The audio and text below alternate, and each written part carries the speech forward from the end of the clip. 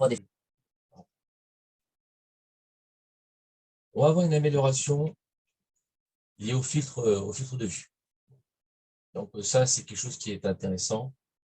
Voilà. Donc, on est sur, alors, on n'est pas sur de la nouveauté, on est sur de l'amélioration. On ajoute des paramètres supplémentaires pour pouvoir les filtrer dans les... Donc ça, c'est quelque chose qui est, bien sûr, qui est intéressant. Les filtres, ça reste très pratique. Que des choses qui, pour ceux qui avaient exploré un petit peu toutes ces fonctions, bon, les filtres, donc c'est un moyen de sélectionner des objets. Vous pouvez en sélectionner de diverses manières. Bien là, maintenant, on a encore plus de propriétés dans la liste. C'est vrai que ça, des fois, on peut se trouver un peu bloqué, voilà, parce qu'on avait l'habitude de voir Revit avec ses paramètres dans les propriétés. Et puis, au moment du filtre, il dit, c'est bizarre, il y a un paramètre qu'on voit sur l'objet, mais qu'on ne voit pas dans cette possibilité de filtrer. Alors, pour ceux qui n'ont jamais fait le filtre, peut-être en faire au moins un, c'est juste un moyen d'aller peut-être au-delà de la gestion graphique par défaut.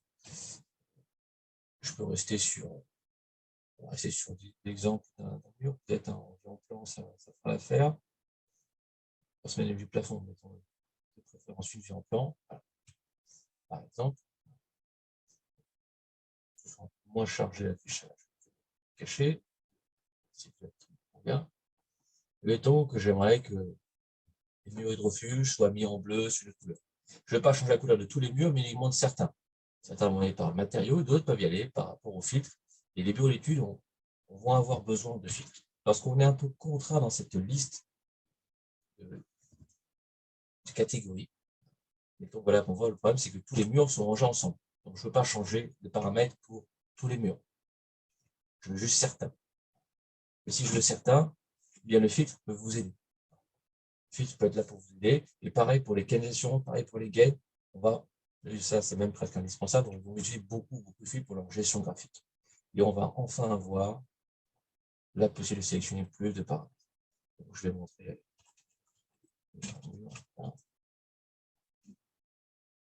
Et donc, vous allez choisir la catégorie qui vous concerne, bien sûr, et les propriétés. Et c'est là où ça s'est complété, ça fait que s'enrichir. Donc, c'est voilà des informations qui sont toujours utiles et toujours bienvenues. Ça peut être que plus de possibilités de tri. Mais pour qu'on voit la finalité, c'est juste à moins de sélectionner des objets. Mettons, je mets un petit commentaire sur un mur, juste pour que vous voyez, pour ceux qui ne connaissent pas l'intérêt du filtre. Et je vais demander que systématiquement, quand on a un mur qui a ce champ-là, j'ai mis cette valeur, le terme hydro, je veux qu'il fasse un remplacement graphique. Ça veut dire que là, maintenant, si jamais je sélectionne quelques murs et puis je prends l'envie de mettre ce petit commentaire, ils vont automatiquement avoir la valeur de remplacement graphique que j'ai demandé. Là, on voit qu'ils sont là parce qu'ils contiennent, je vais le faire également sur celui-ci, le champ que j'ai spécifié. Et donc voilà, enfin, vous avez de plus en plus de paramètres, de plus en plus de moyens de tri. Ce qui est rajouté de la contrainte inférieure, contrainte supérieure, donc c'est pour la hauteur basse du mur, la base supérieure du mur. Donc ça s'améliore, tant mieux, c'est une bonne chose que plus de moyens de filtre. Amélioration apportée au modèle analytique d'énergie. Eh bien, donc ça se calcule très rapidement. Effectivement, pour ceux qui vont avoir ce besoin-là, donc là, c'est tout le monde ne va pas forcément être concerné. Donc, faire un modèle énergétique. Donc, on va avoir un outil qui est plus rapide, qui va être optimisé. Donc, quand on va créer un modèle d'énergie, je vais le supprimer pour commencer. Ici, vous avez des petites icônes qui va recréer votre modèle énergétique et effectivement, le traitement est extrêmement rapide. Le but, on parle là de faire le lien également avec des outils de calcul de simulation thermique, par exemple. Donc là, effectivement, c'est la génération extrêmement rapide. Des améliorations dans ce sens. Murido simplifie dans le modèle analytique d'énergie, dans la continuité de ce que j'ai montré. Effectivement, ce Murido va être identifié comme une ouverture, pas comme un mur. Donc le Murido, alors là, pas sur ce projet-là, je l'ai fait sur autre chose. Le Murido, on en avait sur ce projet-là, on a les murs.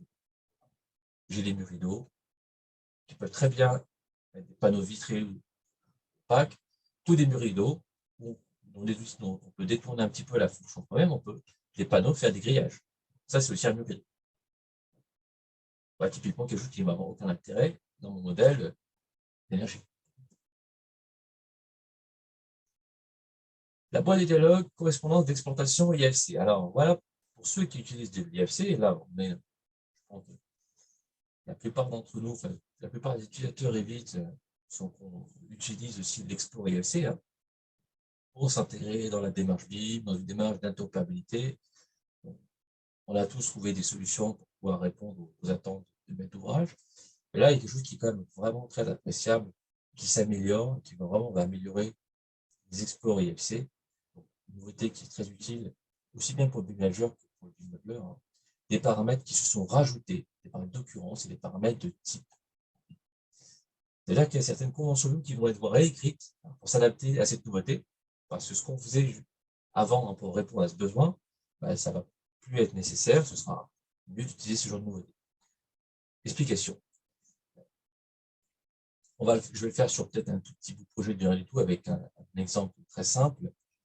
Quand on va avoir des objets, on sait que les objets sont rangés dans des catégories 8. Tout ça, c'est rangé dans des catégories 8. Là, on sait ensuite qu'avant d'aller exporter en IFC, on va avoir la possibilité de faire une correspondance entre les catégories 8 et les classes IFC. Jusque-là, c'est normal, c'est pas nouveau, donc il fallait connaître un petit peu les classes IFC, mais bon, aussi le rôle du manager de s'impliquer dans ce fichier-là pour l'améliorer, mettre plus de classes IFC. Souvent, c'est ça le problème, s'il fournit par défaut, il y a beaucoup trop de choses dans le building et mon proxy. Eh bien, on devait quand même donc, le faire, voilà, objet par objet, puis des fois, il y a certains poteaux, là, par exemple, je me dis, tiens, ceux-là sont différents, je vais devoir les mettre dans une classe à part. Si on avait besoin de les ranger autrement dans l'IFC, on devait créer un paramètre qui s'appelait IFC Export As, hein, donc on va le faire ça manuellement et taper le nom de la classe. Aujourd'hui, c'est plus nécessaire parce qu'on va avoir un paramètre qui fournit par défaut, tout ça c'est fourni par défaut, et on va pouvoir changer la classe IFC. Et j'ai directement accès, selon le format, la version d'IFC, est-ce que je suis en 2x3, est-ce que je suis en IFC4, je vais avoir toutes les classes IFC disponibles et je vais pouvoir plus facilement trouver la classe qui m'intéresse. Donc, ça peut être vraiment très appréciable pour changer la classe IFC. C'est-à-dire que ces objets-là vont être rangés dans une classe IFC. Par contre, l'export IFC, je vais vous en faire un et je vais prendre un fichier, on va faire juste un mur et une porte, juste pour qu'on comprenne, pour ceux qui n'ont pas l'habitude d'en faire. Je vais vous montrer. Je vais placer juste deux objets de porte. Par défaut, quand on va exporter ça en IFC, là, le mur sera mis dans la classe IFC Wall, les portes dans IFC DOR, c'est ce qui est mis par défaut. Mais si cette porte-là, pour une raison ou une autre, je veux qu'elle se rende dans une autre classe IFC, je peux le faire directement ici. Je peux le faire et la ranger dans une autre classe IFC. J'ai le droit de le faire. Je dis non, ça je vais ranger dans Windows, parce que c'est une demande du client. Et là, maintenant, lorsqu'on fait un export IFC, l'objet va être rangé dans une classe. Donc ça, c'est quelque chose qui est vraiment... Il faut avoir fait de l'IFC, bien sûr, pour comprendre l'intérêt, mais ça rend les choses beaucoup plus simple. Ça évite tous ces paramètres qu'on crée en plus. Donc, comme je dis, moi-même, je dois revoir mes conventions BIM dès que j'aurai des projets en 2023, parce que je suis qui vont être un peu plus simples dans les gabarits qu'on va diffuser, dans la manière dont on va échanger avec les développeurs. Ça va être plus simple. Et donc, quand on ouvre l'IFC sur un viewer IFC, eh bien, l'objet auquel j'ai affecté une autre classe IFC est rangé. Donc, c'était très simple. La nouveauté consiste à avoir donc, ces paramètres fournis par défaut. Donc voilà, l'objet qui est rangé.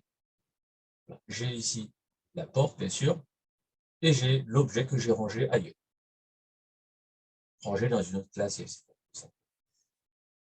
Donc voilà la nouveauté ici. Tous ces paramètres, vous en avez aussi au niveau de l'occurrence et au niveau du type, qui sont ajoutés par défaut. Pas besoin de les créer, c'est fourni par défaut. Alors, service de paramètres. Alors ça, service de paramètres, ça va être ni plus ni moins qu'un moyen d'enregistrer ces paramètres partagés sur le cloud. Donc on est sur plutôt d'amélioration cloud là. On va pouvoir tous ces paramètres partagés. On va aller sur, alors je vais revenir sur cette version. D'ailleurs, ça n'a pas d'importance. Voilà. Si ça ira par la suite. Quand on crée des paramètres partagés, donc c'est tous ces paramètres qu'on crée dans un fichier texte, il y a tout ça en fait, on peut faire en sorte qu'ils soient stockés sur le cloud. Et vous avez le service de paramètres ici. Donc ça veut dire que de plus en plus, on va se rendre compte que BIM 360, le cloud Autodesk devient de plus en plus incontournable en fait, pour pas mal de fonctions, et ça facilite grandement l'utilisation des outils Autodesk. On va stocker ça sur plateforme collaborative, la plateforme collaborative Autodesk, BIM 360 Docs en l'occurrence, et on va pouvoir récupérer ces paramètres partagés. Donc, c'est toujours plus agréable que de devoir se les échanger avec un petit fichier texte, voilà, avoir un petit fichier texte qu'on va enregistrer quelque part, qui va puisse les passer d'un poste à l'autre. C'est vrai que ça apporte un confort d'utilisation. Donc, on est sur de l'amélioration, qui peut apporter un confort. On savait faire autrement, d'une autre manière, mais là, on a quelque chose qui est quand même plus graphique, qui utilise davantage la solution cloud Autodesk BIM 360. Donc, vous verrez le détail sera donné dans Autodesk Construction Cloud. Donc, voilà, BIM 360, c'est le cloud Autodesk avec plein d'éléments intérieurs plein de modules supplémentaires qui s'ajoutent pour compléter tout ça. Définition rapide du plan de construction. Bien, voilà une petite nouveauté bien sympathique. Définir un plan de construction, donc déjà, mettons-nous à l'œuvre. Voir ce que ça donne. Bien. J'ai besoin de dessiner sur un objet. Je suis sur un fichier qui est un petit peu chargé avec ma brique, peut-être. Je vais en prendre un autre finalement. Voilà. Je vais espace ici. Donc, définir un plan de construction, on avait l'icône qui s'appelait définir ici. On devait faire définir, et on avait cette boîte de là qui apparaissait en plus. Choisir un plan, j'ai besoin de dessiner quelque chose sur un mur, ou de placer un objet sur un mur, je dois choisir le plan, et une fois que ce plan est actif, là, je vais être capable de représenter quelque chose sur cette face de mur. Voilà. Là, les lignes que j'ai dessinées, je les ai bien représentées sur la face de ce mur. Eh bien, on a un petit gain de temps, parce qu'on a maintenant la possibilité de faire choisir un plan. Et on n'a plus la boîte de log qui apparaissait juste avant, où je vais choisir un plan. Maintenant, je suis directement sur le mode où je choisis un plan. Et je vais pouvoir maintenant dessiner cette face. Voilà, donc on va dire qu'on saute cette étape, cette boîte de log ici. Et le petit choix qui était là. Encore une fois, c'est toujours quelque chose qu'on gagne. Ça peut toujours être appréciable parce que c'est quelque chose qu'il faut faire assez souvent sur les lignes. Définir un plan de construction pour modéliser dessus. Et vous avez un raccourci clavier, PK par défaut, pour utiliser les raccourcis clavier. Recherche, filtrage de la liste des références de vue. Alors, ça, il faut effectivement, c'est pas une, enfin, c'est une fonctionnalité qui n'est pas toujours utilisée et qui est appréciable, les références de vue. C'est vrai que ça, souvent, beaucoup ne l'utilisez pas. Voilà, je pourrais rester sur un petit projet. Les références de vue, déjà. Qu'est-ce que c'est les références de vue? Les références de vue, vous avez la possibilité, vous allez voir, en fait, quand vous êtes sur vos vues, je fais créer, on va se le faire ici, dans Annoter, références de vue. Ça place, on va dire, comme un espèce de libellé. En fait, vous placez comme une étiquette. Et c'est quoi cette étiquette? Eh bien, c'est ni plus ni moins ici la possibilité de faire le lien vers une autre vue. Et tiens, si jamais, tiens, j'aimerais bien, quand je clique ici, m'emmener vers l'escalier, sol peut-être, voilà. Je vais faire référence à une vue de mon arborescence. Et plus loin, ça c'est plus loin que mon arborescence. Et quand je clique sur cette référence de vue, ça m'ouvre, tout simplement. Ah, tiens, parce que j'ai inséré tout à l'heure, je la trouve. Donc, on va dire que c'est un lien rapide pour accéder à la vue. Et puis, du coup, voilà, s'il y a un détail, j'ai besoin d'aller vers un détail particulier, je peux y faire référence. Donc là, vous avez le nom de la vue, ça peut faire référence même à la feuille. Donc là, on a une étiquette et on peut faire référence pour savoir sur quelle feuille c'est placé. Bien, la nouveauté, elle n'est pas dans ça, c'est une fonction qu'on a plus longtemps, et peu utilisée. La nouveauté, elle est ici dans la recherche. De rechercher par nom. Donc, on arrive plus facilement à trouver on a ce moteur de recherche ici. Voilà la nouveauté des références. C'est effectivement appréciable quand on a beaucoup vu, sur des projets qui sont assez avancés dans mes conceptions, vous avez beaucoup vu de toute façon. Alors, retour en arrière du modèle cloud. Alors, voilà, donc un retour arrière qui n'est pas destructif. Donc, on va voir un petit peu ce que c'est. Quand on est sur l'écran d'accueil, on le voit depuis quelques versions, on a accès à notre Autodesk Docs ici et à tous les projets qu'on a pu mettre à discussion sur notre plateforme collaborative, hein, BIM 360. Donc là, j'ai mes projets qui sont stockés. Je vais ouvrir un fichier que j'avais préparé dans un fichier que j'ai mis en partage. Donc, ce fichier, quand il est stocké sur le cloud, vous pouvez l'ouvrir, je peux l'ouvrir. D'accord? Ça, jusque-là, on va dire pas de problème. Ça va le faire, hein, c'est pas. La nouveauté va consister ici à voir les versions et à revenir sur des versions antérieures. Mais le problème, ce retour aux versions antérieures avance. Malheureusement, si j'essaie de revenir à la première version, je demande de revenir cette version-là, eh bien, il faut toujours prêter attention. C'est une opération qu'on ne peut pas seul dans son coin. Forcément, c'est une opération bien non réfléchie quand on travaille en équipe, hein, parce qu'on n'annule pas que son travail, on annule le travail de toute une équipe là, quand même. Mais l'avantage avec cette version 2023, c'est que même si je reviens à cette première version et que j'ouvre cette première version, hein, c'est ça le but, eh bien, je peux quand même revenir à la deuxième version, première version. Je n'ai pas tout détruit. Alors qu'avant, si on revenait à une version antérieure, si je reviens à la version 1, la version 2 et 3 étaient perdues. Donc, c'est ça la nouveauté, de pouvoir revenir à une version antérieure et de faire en sorte que quand même on puisse le sortir. C'est de toute façon des opérations toujours très délicates. Hein. Quand on est revenir sur des versions antérieures, c'est quelque chose qui se réfléchit. En général, on s'était tous un petit peu entourés de quelques méthodes de travail avec des sauvegardes planifiées quand même, hein, pour être sûr de garder un petit peu l'historique. Voilà. Donc maintenant, on peut revenir à des versions antérieures. Puis si je dis ah non, finalement, je me rends compte, c'était trop loin, je venais à une version, la nouvelle version, c'est tout à fait possible. Et je peux revenir ici à une version, la version 3, c'est moi qui l'ai choisi. Donc oui, ça peut être intéressant. Là, je pense que c'est plus l'imageur qui va s'investir dedans parce que c'est une opération qui, comme je vous dis, est délicate. Dans notre collection, on n'est pas seul en général, on est à plusieurs. C'est quelque chose qui doit être réfléchi, bien sûr.